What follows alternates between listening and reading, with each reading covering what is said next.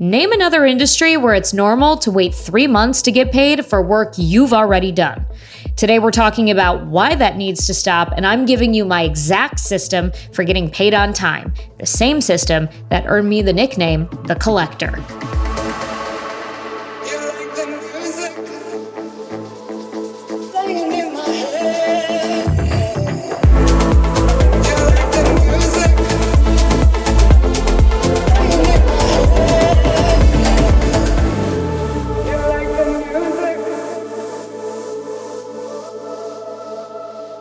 Welcome to your weekly elevation, your dose of real strategies for real results in dance music.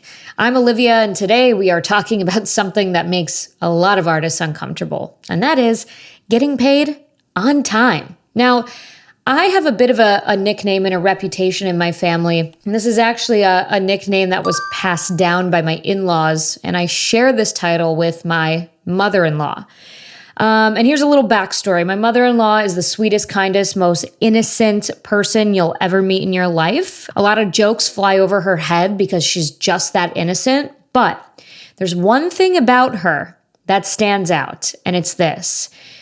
She used to work for a sketchy law firm. She didn't know it was sketchy, but she worked for a law firm in the 80s in New York City that had sketchy ways of carrying out business. And they would take most of their payments in cash. And when a client wasn't paying up, they would send my mother-in-law because the woman is relentless. She is so sweet, so kind, so innocent, but she is relentless. And so they nicknamed her the Collector. Now that is carried on to her family business with her husband, my father-in-law. He's a general contractor. He's also very sweet, very kind, not as innocent, but just kind-hearted, kind-natured, soft-spoken. And he does not like collecting his own payments from his clients. And so he sends out my mother-in-law, the Collector. And, I've been with my husband for 8 years, married for 5. And right away, my in-laws knew I had that same gene, that collecting gene. And so, my husband is a contractor, and so I'm his collector. When, clients aren't paying him, he asks me, how should I word this text? How should I word this, email? I am a collector. I'm known for being pretty aggressive when it comes to collecting payments now, but it did not start that way. It happened quickly as I, grew in my business. But I had to learn the hard way, just like many of you probably have, that this is a reality of being an independent contractor, of being a gig worker. And some people, they might see it as too aggressive, but, I've been left with no other choice. Because for me, getting paid on time isn't just about the money. It's about respect. It's about respect. It's about my mental health. I'm the kind of person that needs to cross things off my list. So when I perform a service, I want to complete that task entirely, which includes receiving payment. Every time I have to follow up on an overdue invoice, that's another task that goes back on my list, right? It's mental clutter that I don't need. And frankly, you don't need it either. I don't think people realize how bad that fucks them up, right? It's not just about needing the money in your bank account, but knowing that you have that task of, I got to reach out again. That is so stressful. Now, early in my career, I was like many of you. I was grateful for every opportunity. I was afraid to rock the boat. I was worried about being labeled difficult to work with, so I'd wait weeks, sometimes months to get paid for gigs or projects, and this would be from like legitimate corporations. I'm not going to call them out here, but it'd be from big name companies. I'd send polite follow-up emails that would get ignored, and then I'd see these people in these companies posting about their new projects while my invoice sat unpaid in their inbox. And I realized very quickly something had to change. I was not running a charity. I was running a motherfucking business. And tell me, in what other business would it just be acceptable to not pay for services rendered? Like, imagine if we didn't pay our heating bill on time, or Amazon, what would happen? What would happen if we walked out of the store with groceries and said, oh, I just need 2 more weeks and then I'll pay for these, I promise. Yeah, we'd be straight to jail. So let's talk about what's really holding you back from collecting your money. It's fear. I hear it all the time. Oh, I don't want to seem pushy. What if they don't book me again? Everyone else seems to be okay with waiting. Stop right there. This fear of being labeled difficult to work with is costing you money and peace of mind. And here's what I've learned. The clients who get offended by professional payment practices are usually the ones you don't want to work with anyway. I don't work with late payers anymore. I don't care what, I'm doing air quotes here, opportunities I'm missing, because you know what? My peace is my most expensive asset. Period, point blank. Think about it. Have you ever heard a venue getting labeled as difficult to work with because they expect to get paid by their bar customers? Of course not. So why are we, artists, creatives, why are we expected to be okay with late payments or endless follow-ups? It makes no fucking sense. And here's the truth. Staying quiet about late payments actually damages our entire industry. Because every time you accept late payments without consequence, you're telling that client it's okay to do the same thing to the next artist. And you're not just hurting yourself, you're hurting all of your friends. Everyone gets hurt by this. Now, if you have a manager or agent, this is where they become worth their weight in gold. Truly. They get to be the bad cop while you focus on the creative side. That's literally part of what you're paying them for. But I know most of you don't have representation yet. And so here's what you need to know. You can create professional distance in payment discussions all on your own. It is very possible. It's about systems, not personality. So when you have clear policies and automated follow-ups, it's not personal, it's just business.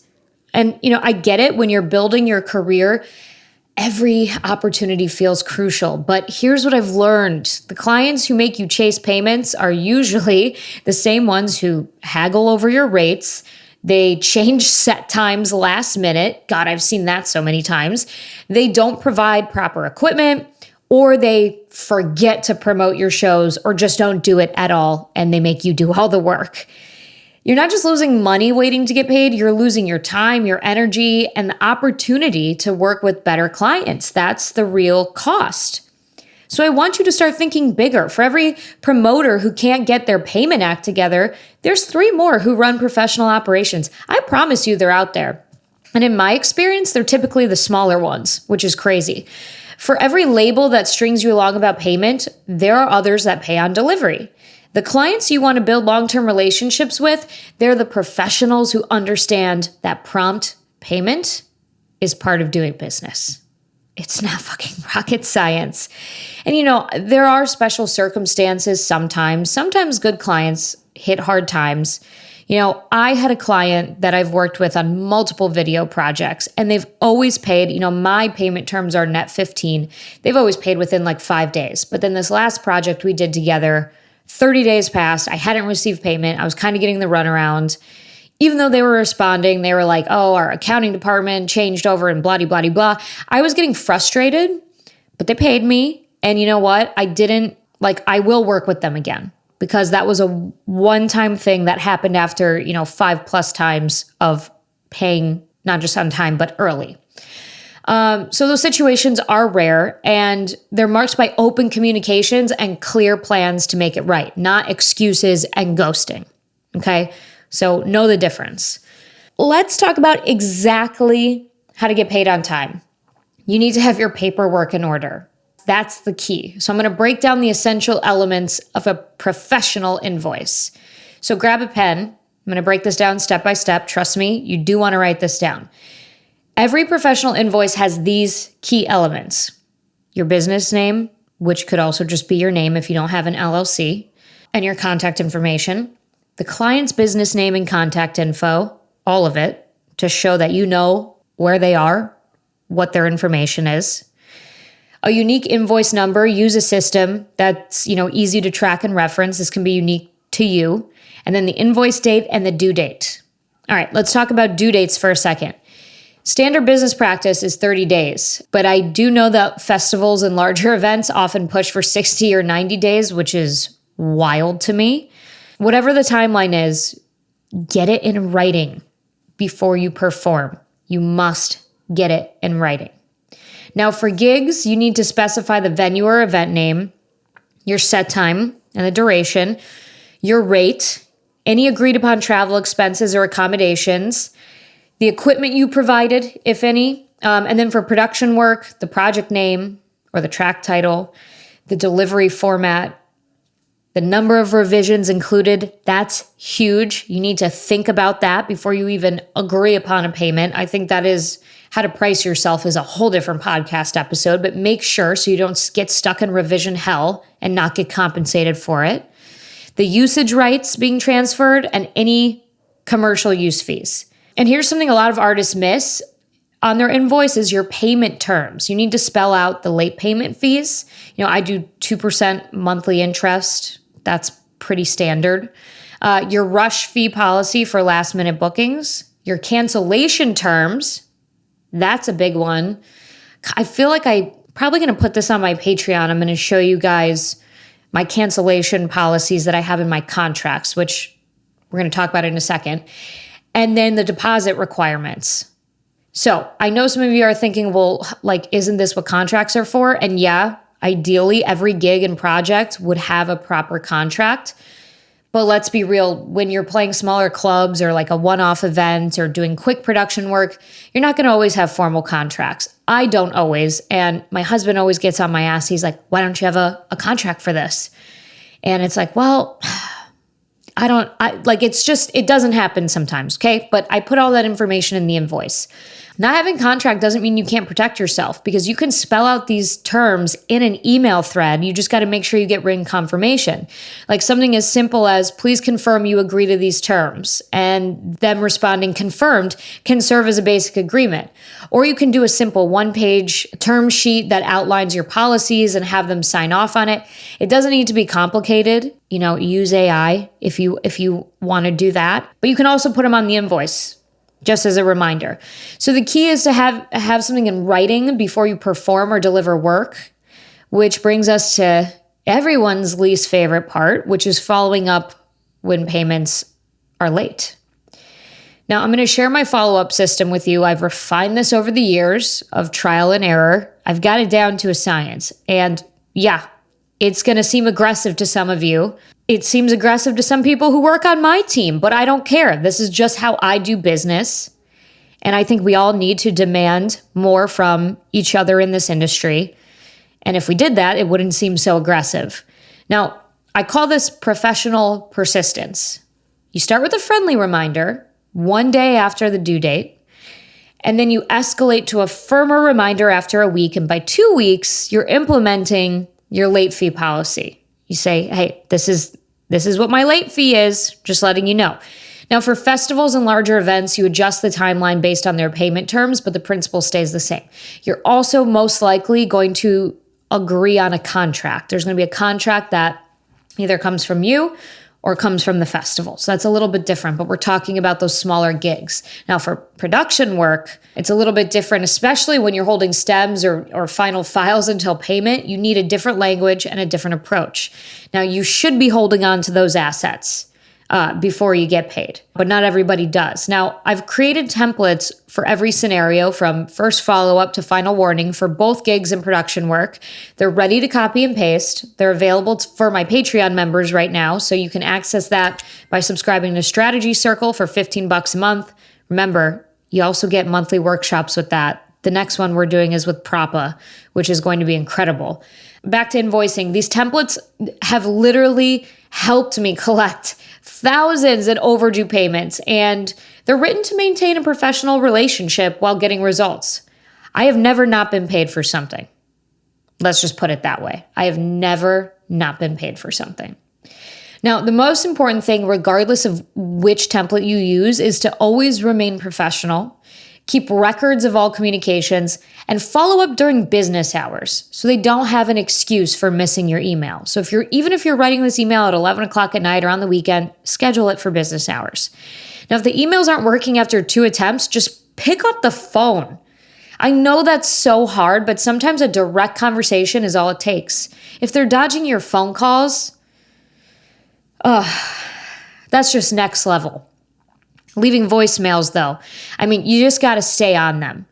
Now, the best way to deal with late payments is to just prevent them in the first place. So let me share some strategies that have dramatically reduced my need to chase payments. All right. First, you got to trust your gut about red flags. My husband and I have this conversation once every other month. Still, we've both been business owners for a while. Sometimes, though, we work with clients who we know are going to be difficult. And we always say, yep, should have trusted our gut. We knew this was going to happen. And, if a promoter or a client is disorganized during bookings, they're probably going to be disorganized about payment. If they're weird about discussing money up front, that's a problem. Fuck that. Abort mission. If they have a reputation for paying late, believe it. You can decide if you want to work with them or not, but believe it. Maybe change your methods to requiring some sort of deposit. Just know and be prepared. Now, again, get everything in writing before you show up or you start work. That means your rate, when and how you'll be paid, who specifically is responsible for paying you, and what happens if they cancel or pay late. Now, for production work, like I said earlier, you should always require a 50% deposit before you start. I don't care what other people do. You should require that. I am always requiring deposits for anything, unless it's someone that I have a very well-established relationship with and it's a quick turnaround time. Like if I'm shooting a 30-second video for a brand and they've paid me on time 100 times before, I have lots of clients like that. No deposit. Don't bother. I don't need, whatever the small amount it's going to be. But for the most part, no deposit, no work, period. It's amazing how quickly people can get their payment processes together when they have to pay up front. Now, for gigs, I know deposits aren't always standard, especially in club settings, but you can still protect yourself by getting the proper contact information for whoever handles payment. Don't go through a middleman. I know sometimes you have to, right? You're dealing with a promoter and they're going to get you paid, but get the payment person's contact information. You should have that information yourself. Understand their payment process before you perform. Have your invoice ready to send out immediately after your set, but again, during business hours. And making payment terms part of your rider, if you have a rider, okay? Just hammer that shit home. Now, here's a power move if you're feeling bold. When you're discussing a booking, ask, what's your typical payment timeline? Because their answer is going to tell you a lot about how professional their operation is. No one should be afraid to answer that question. No one. And if they do, red flag. Now, remember when we talked earlier about having an abundance mindset to think bigger? It's okay to walk away from opportunities that don't meet your professional standards. The time and energy you save not chasing payments can be spent finding and working with better clients. I know that's a hard concept to implement, but I have walked away from deals in the music industry because they were just too unorganized. I've done it. I was like, you know what? This is going to be a headache. I don't care what sort of clout it gets me. I cannot do this. And it's led me to better opportunities. All right. Now let's break this down to exactly what you need to do this week to start getting paid on time. Number 1, you're going to create your professional invoice template if you don't have one already. If you're on Patreon, you already got access to mine. Just customize it with your info. You're ready to go. If not, use the elements we covered today and make one that works for you. Number 2, set up a simple payment tracking system. Doesn't need to be complicated. Some people use software like Honeybook or FreshBooks. You don't need that. A spreadsheet with invoice numbers, due dates, and payment status is fine to start. Make a spreadsheet, a Google Sheet, whatever. Set reminders for when payments are due so you don't have to keep it up all in your head. I do that. I put calendar invite reminders now, whatever net 15 is from when I submit the invoice. And so I know if they haven't paid by then, it's time to ring some alarm bells. Okay, step 3, write your follow-up templates. Again, my templates are on Patreon. They're very simple, but the key is to be professional, clear, consistent, and persistent. Step 4, Establish your non-negotiable payment policies. What's your late fee? When do you require deposits? What's your cancellation policy? Get clear on these now before you need them and stick to them. I have a very strict cancellation no-show policy because that is my biggest pet peeve besides not getting paid on time, and I don't make exceptions. Step 5, and this might be the hardest one, practice saying no to bad terms. I want you to actually practice saying out loud, I don't work without a deposit. Say that to yourself. Say it in the mirror. Or say, my payment terms are non-negotiable. Get comfortable with these phrases. Get comfortable. Now, listen, I know this is not the most exciting part about being an artist, a creative. You'd probably rather be in the studio than dealing with invoice and payment terms, but this is the difference between having a hobby and having a career, and treating yourself like a hobbyist versus treating yourself like a business. The music industry only changes if we demand it. Every time you stand firm on professional payment practices, you are helping create a better industry for all of us. So do that, and I thank you. Your worth isn't determined by your willingness to wait for payment or about how nice you are. Your talent, your time, and your work deserve respect. And in business, respect looks like getting paid on time. That's your weekly elevation. Remember, success in dance music isn't about luck. It's about strategy. I'll talk to you next week.